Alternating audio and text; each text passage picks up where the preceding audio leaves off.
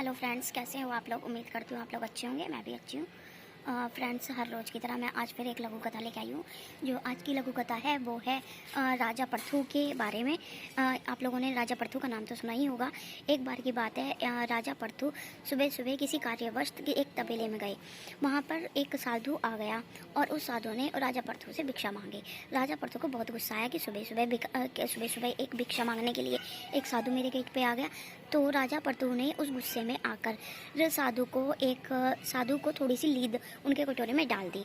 वो साधु जो था वो बहुत नरम स्वभाव का था। उस साधु ने वह लीद लाकर अपनी कुटिया के बाहर रख दी। ऐसे ही कुछ दिन बीतते गए। कुछ दिन बीतने के बाद राजा पर्थू का मन हुआ कि वह शिकार के लिए जंगल जाए, और वह शिकार के लिए जंगल जाने लगा। जब वह शिकार के लिए जंगल जा रहा था तो उसे रास्ते में एक कुटिया मिली। तो राजा पर्थू कुटिया के बाहर देखता है कि लीद का बहुत सारा ढेर लगा हुआ है। वह चौंक जाता है कि यहाँ पर आसपास कोई घोड़ा नहीं है, तब भी इतनी सारी लीद कहाँ से आई, और आसपास कोई अस्तबल भी नहीं है, कोई तबेला भी नहीं है, फिर ये लीद कहाँ से आई। तो वह उस कुटिया में झाँकता है तो उसे उस कुटिया में एक साधु मिलता है। वह उस साधु से पूछता है कि महाराज, आपकी कुटिया के बाहर इतनी सारी लीद का ढेर कैसे लगा। तब वह साधु उसे बताता है कि एक बार मैं भिक्षा मांगने गया था, तब एक राजा ने मुझे लीद दी थी, ये वही लीद है। तब सारी बात याद आ जाती है और राजा पर्थू पूछते हैं कि मैंने तो आपको एक छोटे से पात्र में थोड़ी सी लीद दी थी, पर ये इतना सारा ढेर क्यों लगा। तब साधु कहते हैं, क्या नाम है, साधु को दिया हुआ कुछ भी होता है जो वह दुगना हो जाता है, और कुछ समय पश्चात वह दुगना होकर उसी के पास वापस लौट जाता है।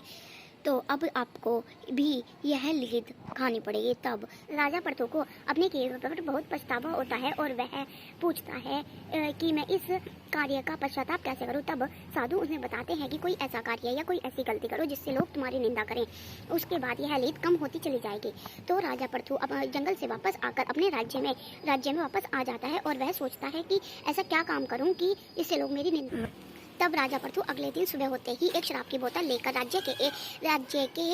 राज्य में स्थित एक पेड़ के नीचे बैठ जाता है और वह शराब पीने शुरू कर देता है। ऐसे में सारी प्रजा उन्हें देखकर बहुत कुछ कहती है और उनकी बहुत निंदा करती है। ऐसे ही शाम होती है, वह फिर जंगल की तरफ जाता है और देखता है कि अब कुटिया के बाहर सिर्फ थोड़ी सी लीद रह गई थी।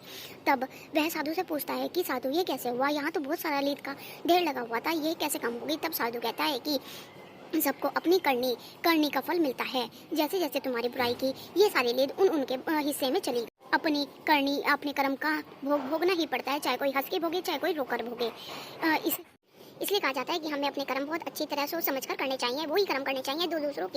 दूसरों से हम अपनी तरफ सोचते हैं कि दूसरे हमारे लिए ये कर्म करें। हेलो गाइस, आप लोगों को मेरी ये वीडियो बहुत अच्छी लगी हो तो प्लीज़ शेयर कर लीजिएगा और